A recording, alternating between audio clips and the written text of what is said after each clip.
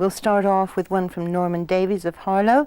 Why do people think you will be a future Prime Minister? I don't know. I don't know how many people do. Some people have occasionally suggested. I've never believed in counting chickens before they're hatched. People sometimes thought I was going to be a Prime Minister. But what qualities do you think people feel you have that would make you a potential Well, how Prime can I Minister? answer that? That is a question which people who think this, if they're kind enough to do so, must answer. What I've always pursued in my public life is to try and do the job I'm doing as well as I can and not worry too much about the next one. And Stephen Dempster from Dumfries asks, do you think Scotland should have self-government? I think it should have more say over its own affairs. Now, that's not hedging the question. I believe in a substantial scheme of devolution. I do not believe in separation. I made this extremely clear. Well, can I add another name? John Griffiths of Wiltshire has unintentionally followed this up, saying, then how do you stand on Scottish devolution? So shall we talk about devolution? I'm in favour of a sensible scheme of Scottish devolution. I think that the Scotland Act in 1979 had about 3 faults in it. I believe we can get a better scheme than that. But I'm firmly against 2 separate countries, which the Scottish nationalists now stand for, the separation of the United Kingdom and Scotland, not the United Kingdom, of England and Scotland, into 2 separate countries. But I believe that Scots having more say over their own affairs, and maybe people in parts of England having more say over their own affairs, we are a bit too centralised in this country, can be a good thing. But the Scottish case is a bit particular, and yes, I do believe in a sensible, well-worked-out scheme of Scottish devolution, provided, and this can be dealt with, it doesn't put yet another layer into government. If you have a Scottish Assembly, you've got to take out one of the existing layers, otherwise there'll be too much bureaucracy, too much over-government, too much expense. 2 here on race relations. Mr. Blambert of Morden, if you became PM, what would your policy be on race relations? And one from Lynn Need in London. Do you believe that positive discrimination should be used to alleviate black unemployment? First on race relations, promoted 2 race relations acts, and I believe absolutely strongly that people in this country, whatever their origins, though many of the black people are now black or brown people who are born here now, we must set our face absolutely against racial discrimination of any sort. Mass immigration has certainly come to an end, and that's right, we've got broad enough people in this country. Though I treat people coming in on a family basis with reasonable generosity, but the old mass immigration, that's absolutely finished. But those who are here must be treated on absolute basis of equality. Now, positive discrimination. Discrimination's not a nice word in any case. I slightly prefer to talk about positive action.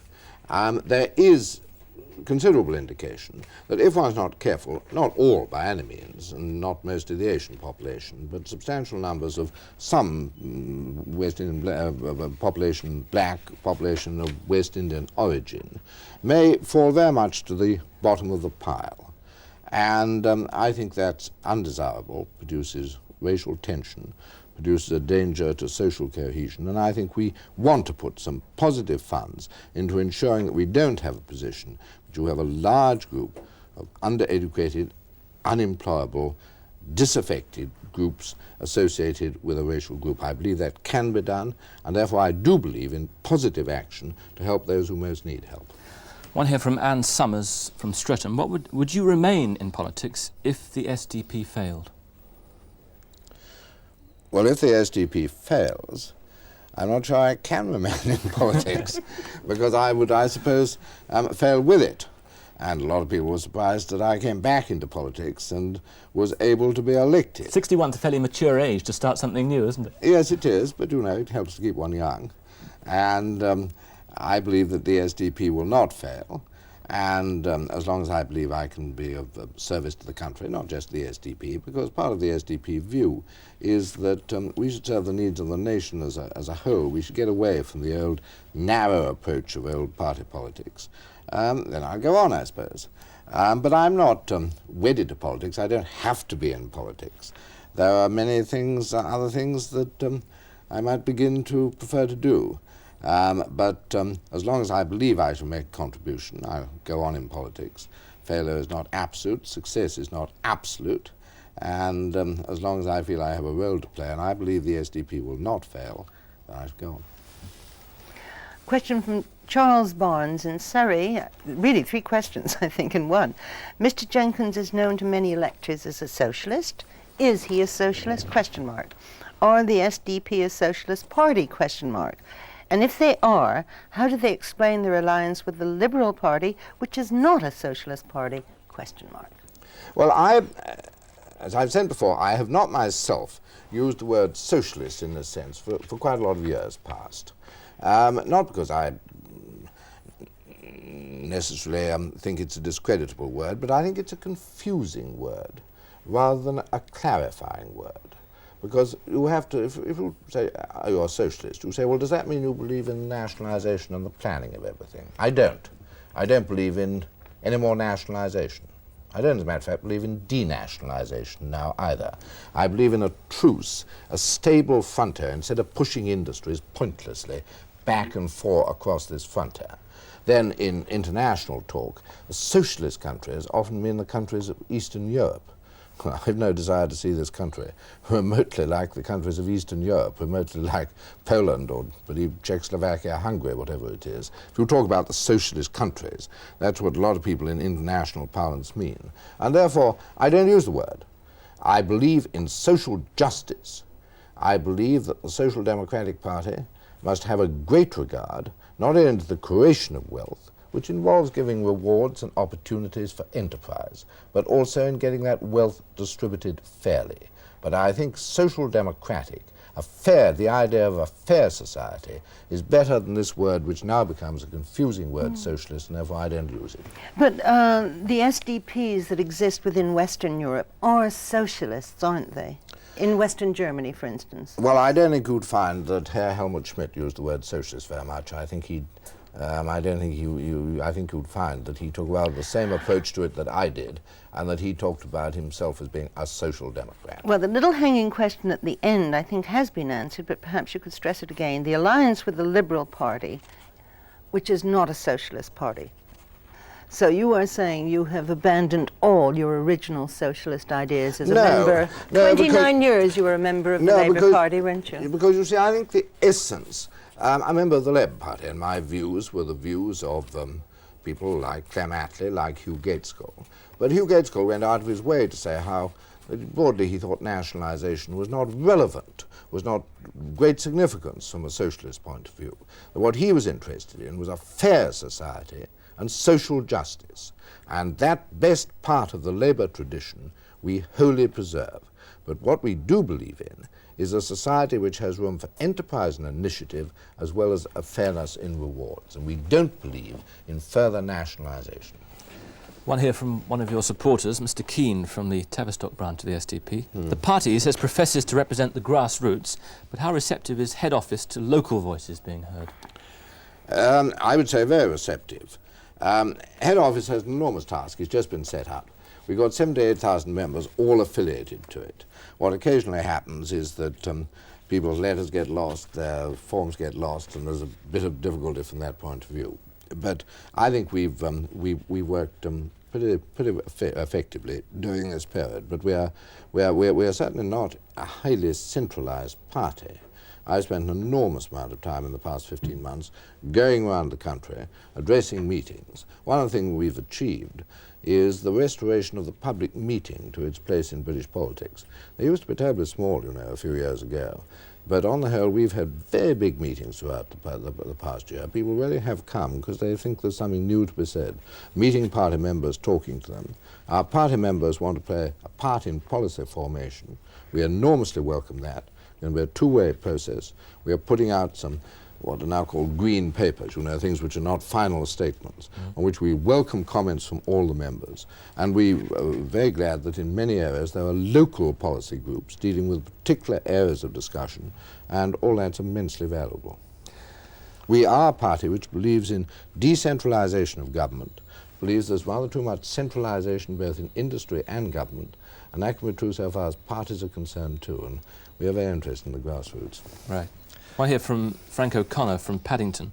What will the SDP do about unemployment? I saw that you had trying to bring unemployment, if you got in, down from 3 million to 1.25 million, I think that's right. Well, no, it's very important that one shouldn't promise too much on this and other fields. This country has suffered too much from easy promises in the past.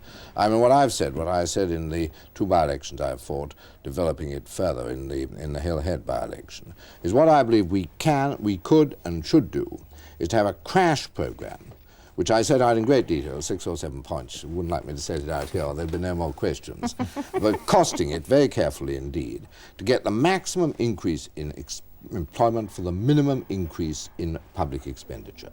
And for a sum which I would regard as totally justifiable at the present time, speaking as a fairly prudent ex-Chancellor of the Exchequer, the only one who actually ever balanced the internal books and paid back debt. Margaret Thatcher's one of your fans, I guess.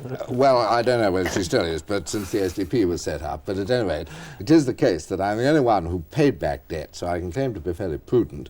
But for a perfectly justifiable degree of extra expenditure, I think we get it down by 1 million, from 3 million to 2 million, over 2 years. Change the trend and get it down. That'd be considerable advance. Then I believe, if we could keep that going, we could get down to about 1.25 million in the course of a parliament. But that would depend on having effective incomes restraint, so that you don't get into this position in which full employment necessarily means inflation. But I think we get down to 2 million in a reasonably guaranteed way by these detailed measures set out. And then, if we could get the cooperation of reasonable incomes restraint, we could move forward to getting back to the upper level of full employment, as it were, 5%, but an enormous improvement on the present 3 million, which shows no prospect of coming down on present government policies. If anything, it might go up a bit. Not surprisingly, there have been many questions about the Falkland Islands crisis. Mrs. Evelyn Parker of County Durham wants to know, do you think the Argentinians would negotiate more readily if Mrs. Thatcher resigned and someone else took over as PM?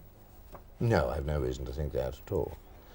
And I think it's a great mistake to think of in these crises in too personal terms. I don't want people to think in these terms. I want Mrs. Thatcher to take the best decisions in the interest of the country, and not to feel her fate is at stake or somebody else to feel that she ought to be removed. Well, I think it's important that we pursue a policy which is both firm but is also patient and keeps in view the high desirability of a negotiated settlement. So that answers Mr. Stuart Redding. But I think one shouldn't talk about this in terms of Mrs. Thatcher resigning. No. I think there are other reasons why Mrs. Thatcher ought not to go on being Prime Minister too much longer, but that's mainly a question of her economic policy. And I don't think that it's right that her fate should be determined on the Falkland Island crisis. Joe Page in Hampstead, and I think it's something like the crisis that sparks off a question like this. Do you think that more should be spent on conventional weapons and less on nuclear weapons? Yes, I do broadly. I'm not a unilateralist so far as nuclear weapons are concerned. I very much want to see a reduction I want to see nuclear disarmament, but I want to see it mutual on both sides. I want to see the Russians disarm, as well as the West disarming, because I think the real threat which faces the world is not just affecting a particular area or a particular country, it's the whole future of Western civilization which is at stake if we were to have the outbreak of nuclear war. And therefore, I would very much like to see a stronger drive towards nuclear disarmament, and I think the Trident program is a mistake for this country. But I think it is also desirable to have effective conventional forces, partly because it puts up the nuclear threshold, as it were. It makes it less necessary for anybody at an earlier stage to feel they either have to surrender or use nuclear weapons. Therefore, I think an effective conventional forces are desirable. But you know, I think these incidents in the South Atlantic have made us think a bit about conventional weapons, because one used to talk as though conventional weapons were pretty safe. Yes. Whereas they haven't been used between developed countries for quite a long time now, and one suddenly realized that they are pretty devastating themselves, though of course their devastation has nothing compared with nuclear weapons. But what I want to do is to avoid not by acting unilaterally, but on a balanced basis between East and West to avoid the danger of nuclear escalation or of nuclear war. And I think that does involve some greater concentration on conventional But it answers forces. one question. You would like to get rid of the Trident, so I'll just say on your behalf. Back to internal politics now. Vera Pohl from Earls Court. What would the SDP do if they held the balance of power after an election, which some people think could be feasible? Well, clearly it's a possibility, and clearly one's got to see exactly what the position is, because there are two very different positions in which you might hold the balance of power. I mean, one is in which the two big old monopoly parties are still the two big old monopoly parties, and say have 250 seats each, or a bit more than that. And you have a third party which might have polled very well, the Alliance, polled very well, but under our present unfair and rather distorting system don't get very many seats, just hold the balance of power.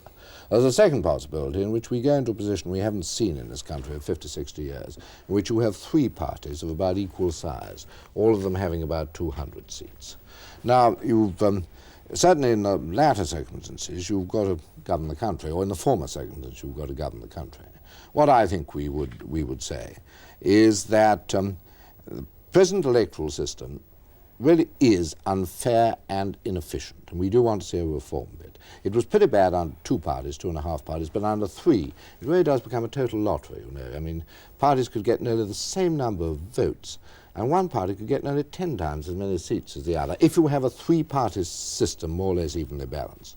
So we attach high priority to electoral reform, and we'd attach high priority to having an economic policy, not an extreme, not a doctrinaire policy, but would really begin to get to grips with unemployment along the lines I've been discussing. And whoever would cooperate with us on that, I think we'd cooperate with them for some time. But could you cooperate, say, could the Alliance cooperate with Mrs Thatcher and form another alliance with the Conservative Party with her as head? Or would that be too strident? Well, Mrs Thatcher is determinedly opposed to electoral reform, is dedicated to her own economic policies, so it looks as though there's a pretty sharp barrier between us there. But someone else in the Tory party, on both perhaps? points. Well, it's no good saying if you are in a position in which you are a minority in the House, you don't have a majority, that you won't cooperate with anybody.